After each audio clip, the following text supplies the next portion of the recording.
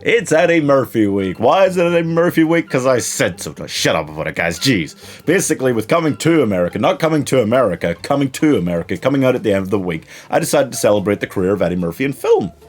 Not gonna lie, he's not been in as much as I thought he had. But there's plenty enough to make a week of awesome reviewing content. So we're gonna begin. First up is this couple of little buddy cop movies that Nick Nolte and Eddie Murphy did way back in the days when it wasn't yet a staple to have a white guy and a black guy do buddy cop comedy together. So let's take a look at 48 Hours and another 48 Hours. Oh my god, it's ours.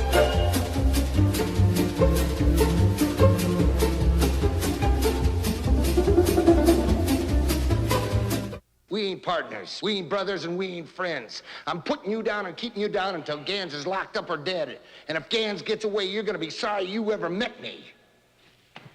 I'm already sorry. So, one is a cop, one is a criminal, and this came out in 1982, so there's no prizes for guessing which one they had Eddie Murphy playing. Yes, Nick Nolte is a tough, no-nonsense cop named Jack Cates, and when some other cops get shot with his gun after a criminal takes it from him, he'll do anything to track them down. That includes teaming up with their former criminal buddy Reggie, who's all about nonsense and just trying to get some during his meager 2 days out of jail. That's right, 2 days, which as we all know is 46 hours. Wait. Anyway, Jack and Reggie have to track the criminals down, get beat down, get taken off the case, and then go rogue and track them down anyway. None of that's a spoiler, right? It's like saying that the couple gets together, has a fight, and then gets back together in a romantic comedy. Anyway, here is my 48-second review for 48 Hours. Oh, wow. No, I can't time myself that closely. But here is my 1-minute review for 48 Hours. This is a throwback to a time when the buddy cop comedy was a little more fresh-faced, you know? But this is a prime example of what it was, you know, and what it started out as, for sure. Because it's not that comedic in the end, you know? There is a lot of action, a lot of drama to this. And there are great comedic moments along the way, don't get me wrong, and that's where Eddie Murphy flourishes. But the rest of the time, you know, it's just quite actiony, you know? It doesn't feel that comedic most of the time. The most noteworthy in terms of comedic moments is Eddie Murphy pretending to be the cop in an all-white redneck bar. That scene is astounding. That was hilarious. Generally, you know, the story and stuff, it's not that strong. It's fine. And the comedy is really good when it's there.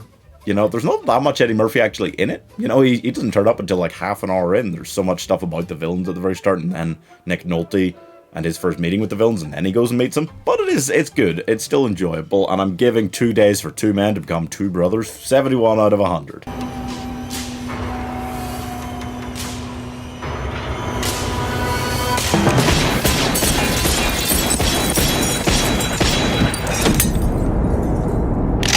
And then, 8 years later, they did it again. No, really, they did pretty much the same thing. Reggie is still in prison after getting 5 years added to his sentence, but he's finally getting out.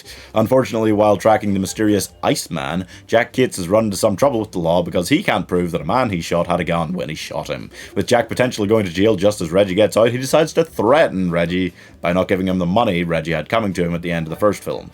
That's how friendships are formed anew, right?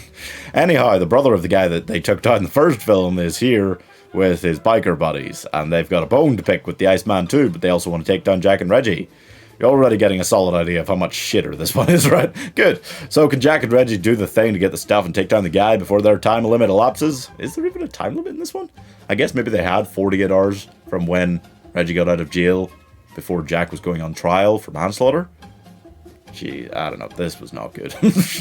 But let's not spoil anything about my review for you. Here is my 1-minute review for another 48 Hours.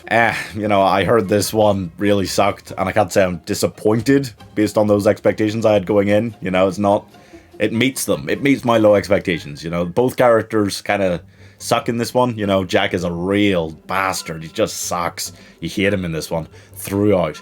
And, Reggie, you know, he's fine. You know, neither of them are as funny as the first one. Even though this one's more like campy, kind of the villains feel both ridiculously campy and yet somehow incredibly boring. Yeah, the whole story about, who is the Iceman? He's maybe someone inside the department. As soon as they say those words, you know who he is, you know? The whole thing, it's not that funny. The action's bad. Nothing about it's good, you know, but at the same time, it's not like tragic, you know. I thought it was watchable. Maybe that was just because I had low expectations going in. I don't know. But I'm giving 48 minutes of bleh times 2 because it was 96 minutes long. Math! Anyway, I'm giving it 51 out of 100. You know, really didn't expect much, so this was a blessing. But a boring blessing. That's all for this one, folks. Eddie Murphy Week continues tomorrow, but in the meantime, I enjoyed 48 hours. And not so much another 48 hours. So make sure to subscribe for the rest of Eddie Murphy Week, and let me know down below what film you want to hear me review next.